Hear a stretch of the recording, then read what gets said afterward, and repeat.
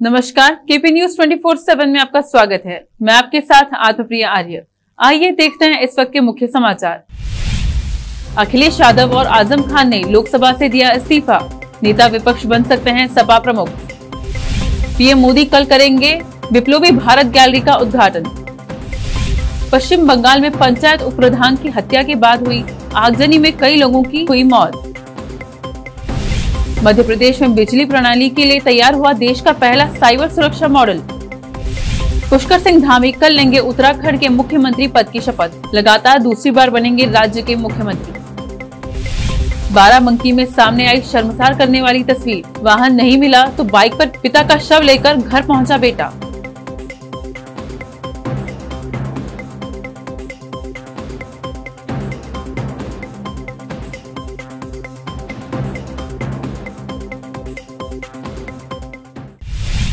अब समाचार विस्तार से। सपा के राष्ट्रीय अध्यक्ष अखिलेश यादव ने लोकसभा की सदस्यता से इस्तीफा दे दिया है। उनके साथ ही सपा नेता और पूर्व मंत्री आजम खान ने लोकसभा की सदस्यता से इस्तीफा दे दिया है। दोनों ही नेताओं ने हाल ही में हुए विधानसभा चुनाव में हिस्सा लिया था। अखिलेश यादव मैनपुरी की करहल सीट से और आजम खान रामपुर से विधायक बने थे। कहा जा रहा है कि अखिलेश यादव नेता विपक्ष बन सकते हैं।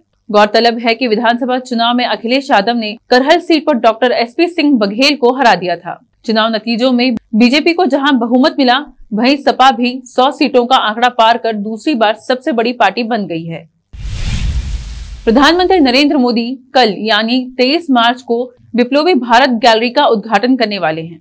कोलकाता के विक्टोरिया मेमोरियल हॉल में बनी विप्लवी भारत गैलरी में स्वतंत्रता आंदोलन से जुड़ी चीजें रखी गई हैं।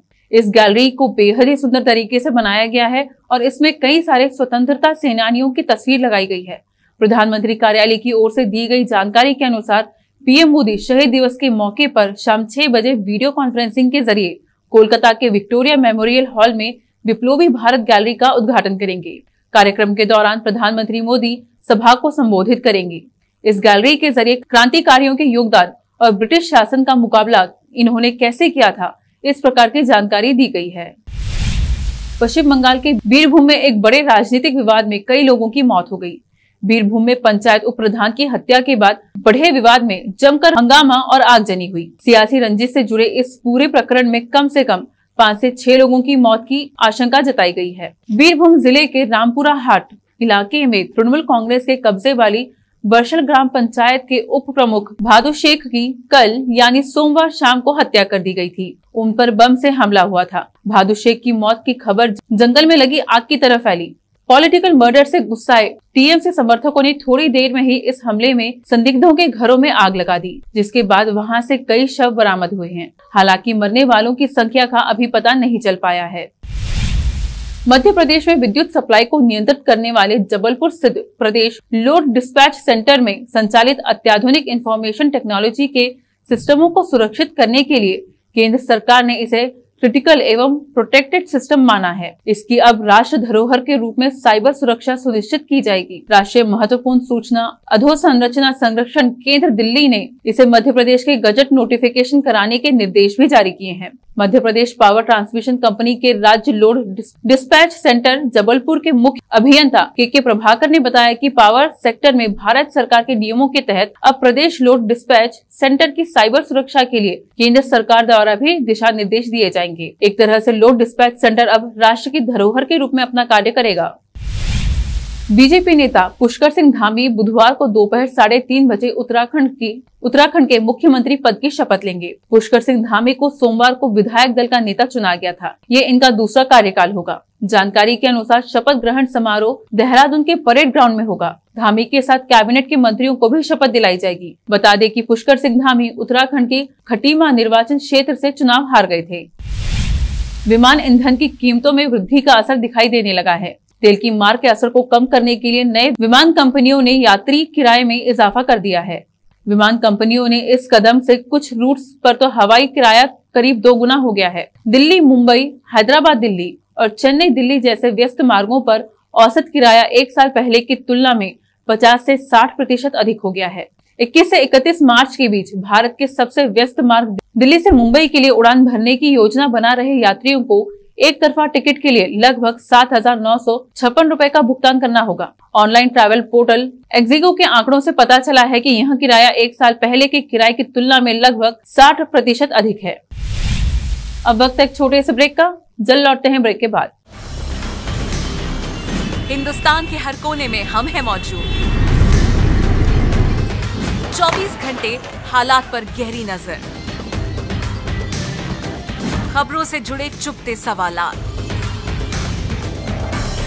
और आपको दिखाता है धार्मिक, सामाजिक, राजनीतिक,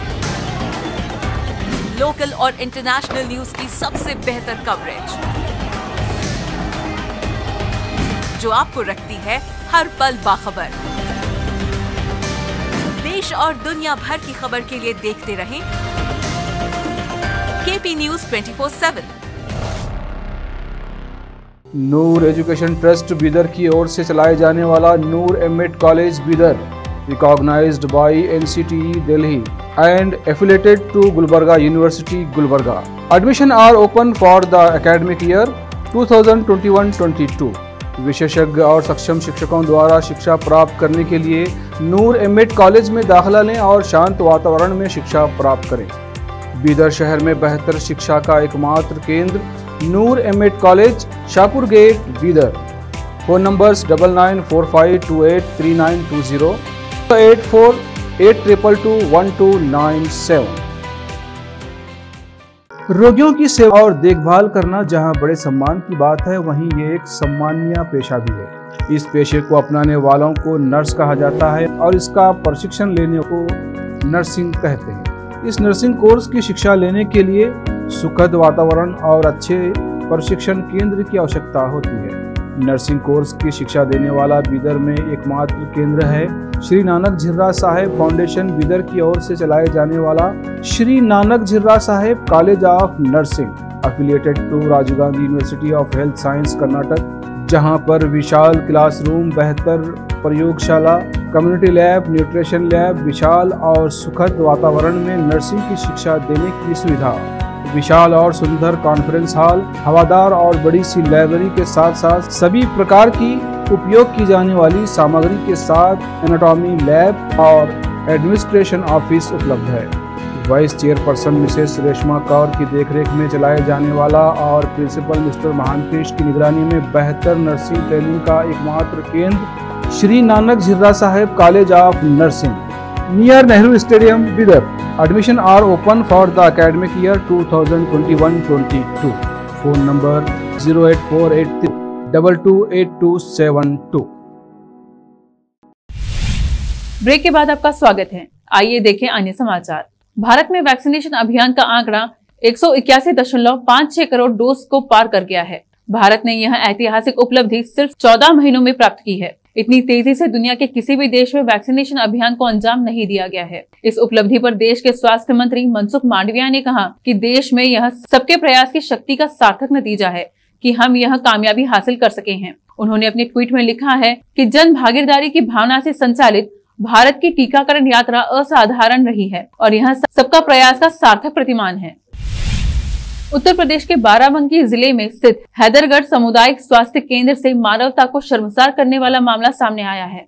यहाँ एम्बुलेंस नहीं मिलने के कारण एक शख्स को अपने पिता का शव बाइक पर बिठाकर घर ले जाना पड़ा। यह घटना सुबेहा थाना क्षेत्र के रजवापुर हलवारा गांव की है, जहां 55 वर्षीय शिवशंकर गौतम को टीबी की गंभीर बीमारी थी। सोमवार को अचानक गौतम की तबीयत बिगड़ गई, जिसके बाद परिजन उन्हें लेकर CHC हैदरगढ़ पहुंचे। यहाँ डॉक्टरों ने शिवशंकर गौतम का इलाज शुरू किया, लेकिन उनकी हालत बिगड़ने से कुछ ही देर में मौत हो गई। इसके बाद परिजनों ने एम्बुलेंस के लिए 108 नंबर पर कॉल किया, जहां बताया गया कि शव को ले जाने के लिए CHC पर एम्बुलेंस नहीं है।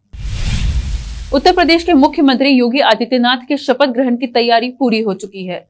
सूत्रों के मुताबिक यूपी में इस बार 3 से 4 डिप्टी CM बनाए जा सकते हैं। इसके अलावा 55 से 60 मंत्री भी बनाए जाने की संभावना है। CM योगी आदित्यनाथ गोरखपुर सदर सीट से विधायक बन चुके हैं और आज मंगलवार को उन्होंने यूपी विधान परिषद की सदस्यता से इस्तीफा दे दिया है। बता दें कि इस बार यूपी की बीजेपी सरकार में 3 से 4 डिप्टी CM बनाए जा सकते हैं। डिप्टी CM पद की दौड़ में केशव प्रसाद मौर्य, डॉक्टर दिनेश शर्मा, बेबी रानी मौर्य, असीम अरुण और ब्रजेश पाठक का नाम आगे है। इसके अलावा मंत्रियों की लिस्ट 24 मार्च को फाइनल हो सकती है। चीन में 2 से ज्यादा बच्चे पैदा हो जाने के लिए 11 अवसरों पर सरकार की गाज गिरी है। दरअसल गुआंगशी जुआंग में जांच के दौरान एक कपल के बारे में पता चला जिन्होंने 15 बच्चे पैदा किए हैं। 76 वर्षीय लियांग और उनकी पत्नी 46 वर्षीय लू हांगलेन ने 1995 से 2016 तक 4 लड़कों और 11 लड़कियों को जन्म दिया है। मामला सामने आने के बाद फैमिली प्लानिंग स्टेशन में 11 अधिकारियों और कर्मचारियों को बर्खास्त किया गया है। इसमें रॉन्ग काउंटिंग में लिंकुन शहर के प्रमुख और स्थानीय फैमिली प्लानिंग स्टेशन के डायरेक्टर भी शामिल हैं।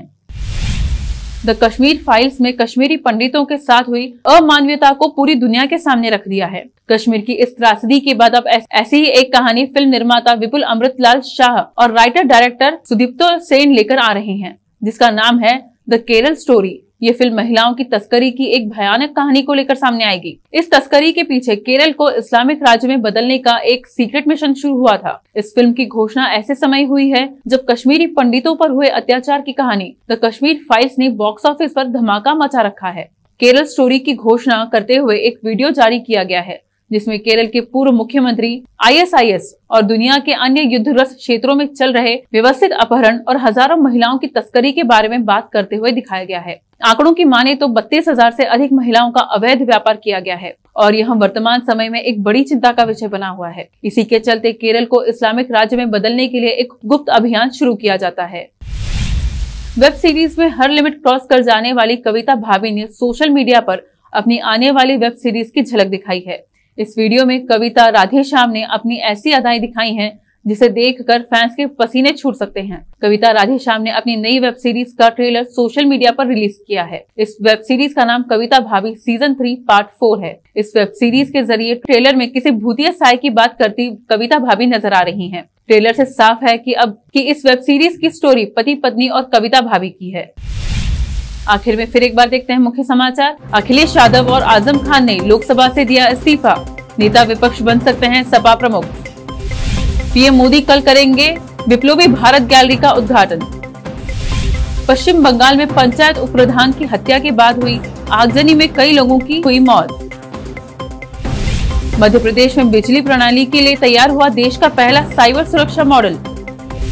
पुष्कर सिंह धामी कल लेंगे उत्तराखंड के मुख्यमंत्री पद की शपथ, लगातार दूसरी बार बनेंगे राज्य के मुख्यमंत्री।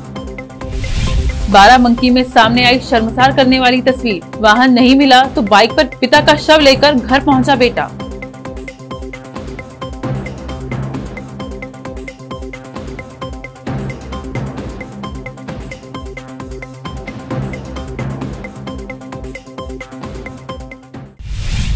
केपी न्यूज में अब तक के लिए इतना ही। देश प्रदेश के समाचारों के लिए देखते रहिए केपी न्यूज 24/7। धन्यवाद।